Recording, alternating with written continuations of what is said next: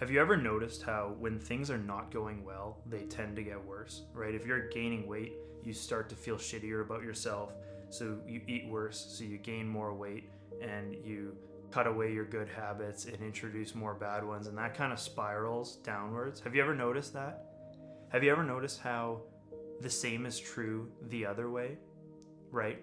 When things are going well, you tend to get a little bit more motivation, a little bit more pep in your step. You start to feel better, so you're doing more productive things, so things are going better. You're doing better at work because you're friendlier with people, and because you're friendlier with people, they're nicer back to you, and so on and so forth.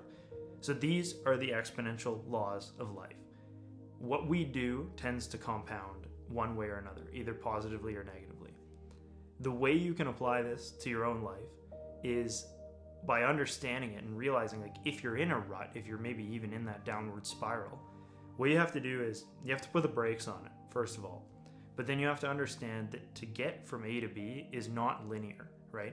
It's going to be slower progress in the beginning. You're going to have to do little small wins. Like, if you're so deep in the hole that a win for you is like getting out of bed and putting on clothes, like, start there. Take that. That's a win. Build on that. The next day, add another thing. Build on that. And this will grow and compound over time. And your job, we'll all go through the phases of positive and negative throughout our lives, but your job is to keep a pulse on that and realize where you're at and do your best to always kind of do those productive things that keep compounding and growing over time, and not let yourself slip down that negative spiral, because it is tough to get out and it takes a little bit of time. It's totally doable. It's just obviously we want to avoid that as best we can.